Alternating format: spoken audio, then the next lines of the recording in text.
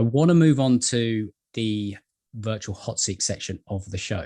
And I am really finding that difficult to do because this is going that, it's going somewhere where I think that there is so much, as I say, opportunity and potential, but I think we can actually move some of this conversation into this because it's quite a simple one this week and it's come in.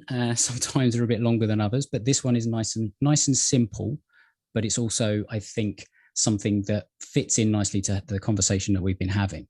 So today's virtual hot seat question or challenge has come in, and it is, how do I effectively differentiate my sales consultancy in a very crowded market?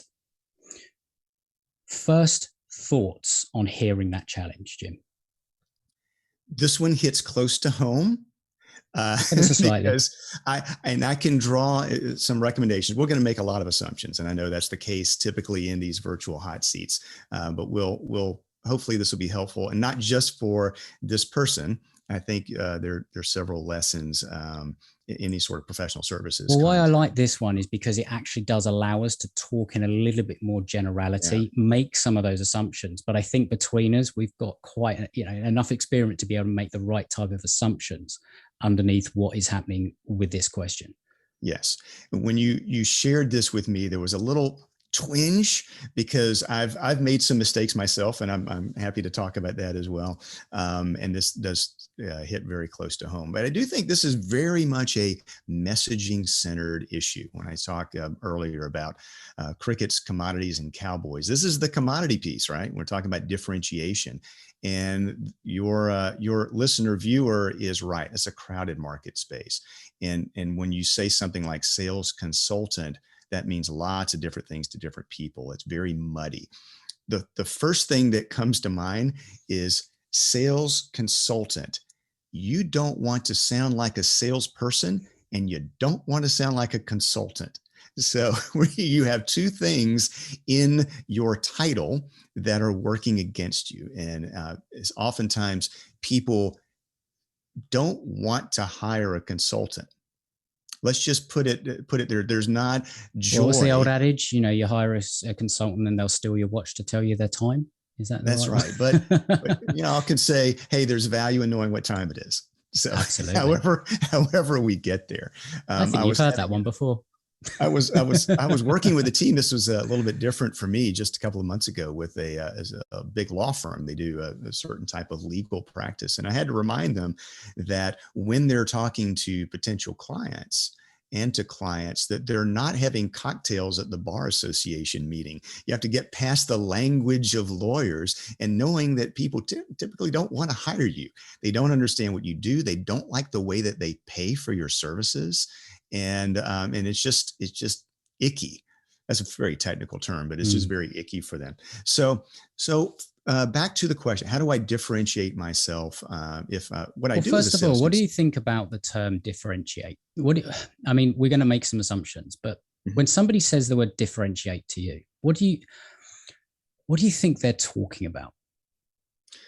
Well, it's a legitimate, very legitimate concern. What it gets to, so differentiating from our perspective as a seller or as a service provider really means to how I am perceived on the other side with a buyer or a potential buyer. What do they compare me to? What do you like? What do you solve? What do you do? And so the differentiation is something we do in order to produce the result on the other side. The best result is that you are perceived as solving a relevant, near-term, compelling problem, and you're, if not the only choice, you're the first choice. So I know we need Adam. Can somebody get Adam? Absolutely. But do you think then that underneath, so I often try and sort of think between the lines on some of these and some of the assumptions we have to make. I think really hearing this question is that the underlying symptom that they're potentially experiencing is either a lack of sales, a lack of sales conversations, potentially a lack of leads. So they're kind of looking at this And I actually applaud them for looking at it in terms of like a differentiator, because potentially they have come up with, against some of these challenges, it could be, right, okay, well, I can't even get through the door. Or when I do get in the door, I am the commodity. I am being compared against price, or that kind of thing. So I tend to find that it is generally in one of those two sort of challenges: is can't get through the door or can't get the attention.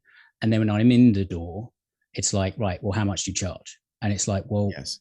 like it's a very different thing. So if you're just seen as a trainer, or you're seen as a whatever, and it's not, you find yourself with procurement or not an economic buyer, or things aren't well scoped and well perceived, then I agree with you. So it's going to be lack of opportunity. There's a mismatch in terms of what you provide and where you're getting traction. It could be low win rates, low margins, long times to a deal where it takes so much explanation. Well, let me go back. Let me tell you one more thing. And so those are symptoms of that underlying issue. Yeah. I'm going to, and I have a few thoughts, a few recommendations, again, not knowing the specifics here, but I do think, Adam, this is an opportunity for one, and I'll keep it brief here, but it's a compelling learning, I think, for anyone who's a service provider or you're selling a high value offering, typically that will have more than one person on the other side of the buying process. Your buyer, your potential buyer, has to answer some questions for themselves. And I find that there are three of them, and then they occur in a particular order. And poor sellers or frustrated sellers get this wrong.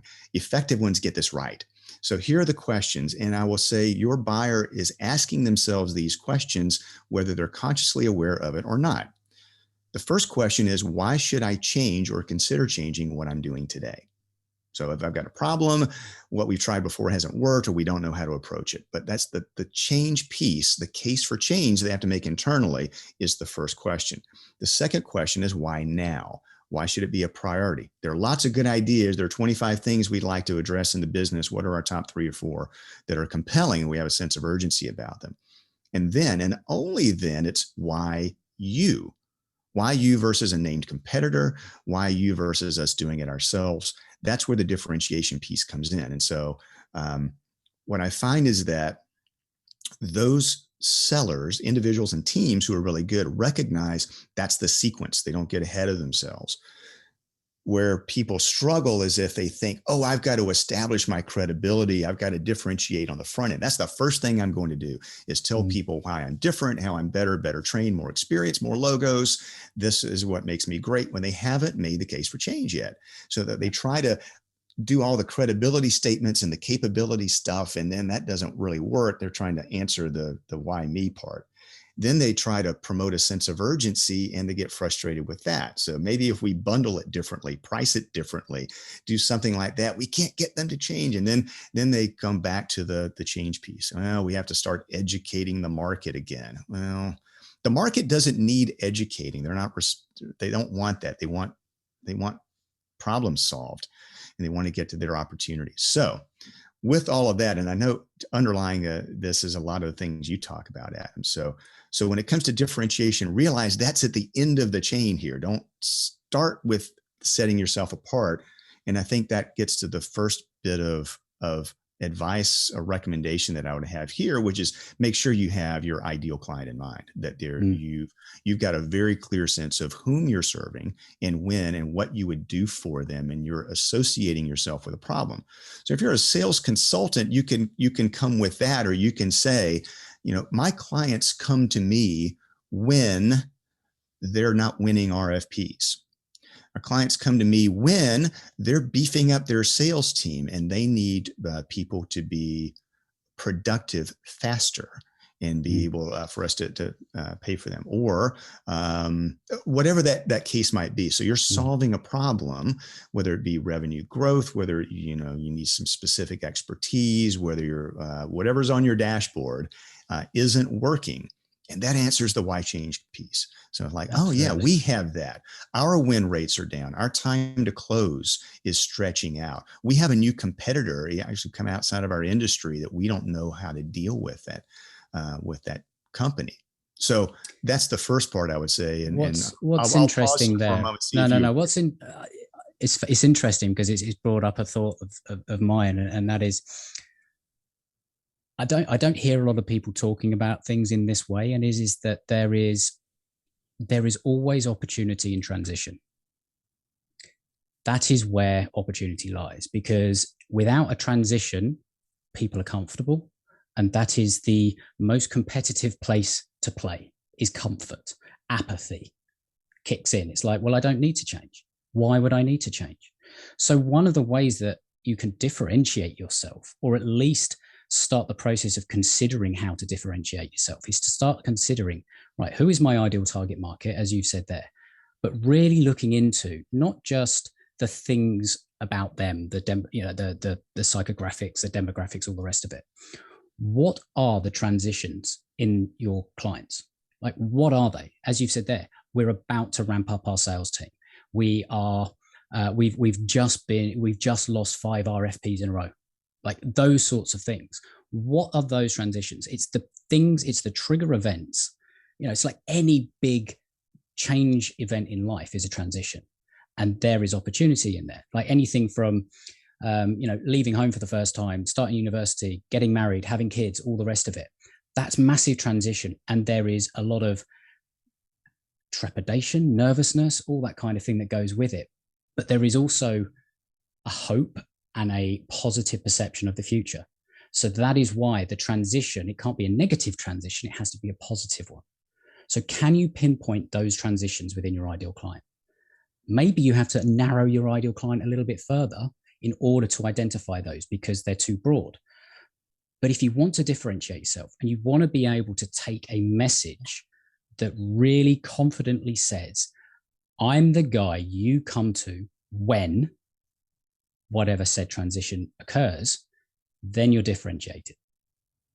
That's excellent. And that gets to, it was actually the second thought that I had for this person, not sounding like a salesperson, not sounding like a consultant. And I've heard that mantra before, and I think it's very powerful, not necessarily talking about what you do, but when you do it. So do you have, are you dealing? Not said it in that way, but I'm going to take it. Thank you. And so oftentimes when I'm speaking to audiences or working with a client, it's because they've got some big change. And obviously they're pandemic changes, right? So that can, if you're a sales consultant, then there are probably a lot of sales teams out there. I've been working with some who need to be able to operate in a more virtual environment, or pass along their credibility and run meetings in a different sort of way. That's very tactical, but really it comes down to the change case is going to come when your potential client is having to deal with a new buyer, or maybe they're integrating an acquisition or territory reassignments, or they have a new type of solution, or as one I was working with that sells software into banks, and banks are having to deal with fintechs and others who come outside of their industry with better technology, better customer experiences. They don't quite know what to do. Their market share is eroding. Their ability to generate loan business has been a problem. So you're solving some problem with a particular buyer, group of buyers that's compelling, and you're producing that result for them. So I agree. So I think identifying who is that ideal client, what's that ideal situation, what's the timing, the why now, when something important is changing and they can't do it themselves, or they won't do it themselves, they need help. That's where I often talk about it in terms of, like, if you were meeting, or your ideal client was meeting with their best friend, what does that conversation sound like when the best friend says to them, so what's going on in your world? What's going good? What's, blah, blah, blah. And they just sort of go, well, this is what we're dealing with. And it's all about, I am trying to get to the next level, or we are about to go through this big change. It's kind of like, so what's going on? Well, we've been trying to buy this house for, the last 10 months and it's all fallen through 3 times, blah, blah, blah, blah, blah. Da, da, da, da.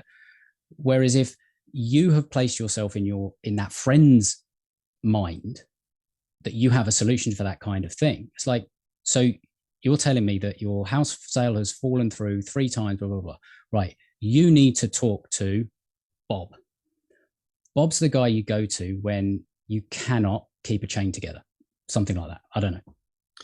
Well, you're right. And that actually brings me to, there was a third point that I had scribbled down when you talked about this hot seat situation. And I think this applies to a lot of folks, is develop a story bank.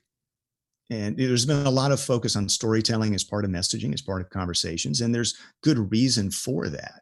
What I find is that, especially whether in our own experience, so we know the deals we worked on, right? We know the customers or the clients that we've served across a team, then people are in their own silos, their own experiences. So I might, as we mentioned earlier, hey, I finally got the meeting with that financial buyer. Adam, haven't you worked with some VPs of finance? Have we done anything like that before? So it's trying to handle it tribally. I think use your playbook, use your guide as a way to develop a story bank that handle different use cases, different types of clients or customers that you've served in certain ways. And then you can structure them into bite-sized pieces. How to tell a story comes from there as well. But people do remember those stories, as you were saying.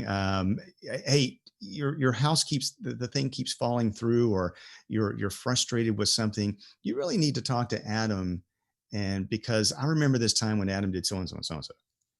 Or in my case, it was a certain story. People remember stories. They're fun to share, and there is a craft to it that can be part of what you do. But organizing a story bank for yourself, and especially across a team. And I mean, maybe 8 or 10 of them, it doesn't have to be hundreds. People can't keep that many in mind, but as you're planning your conversations and you're going to have an opportunity, these would be the 2 or 3 stories that might feel relevant and fun and worthwhile to share.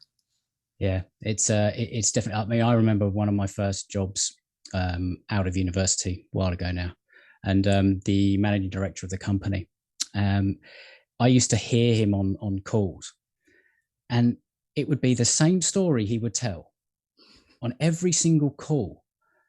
And it got to the point where I was like, oh, Jesus Christ, Sean, I am so bored of hearing that bloody same story. Yeah. And he would kind of laugh at the same bit, and they would laugh at the same bit, and all the rest of it. And it's just like, I remember saying, like, why do you tell the same one? He goes, because it's a story I know and that is going to be repeated. And it was so true, because then a while later, I was at a meeting when he wasn't in there, and the same bloody story was told back to us.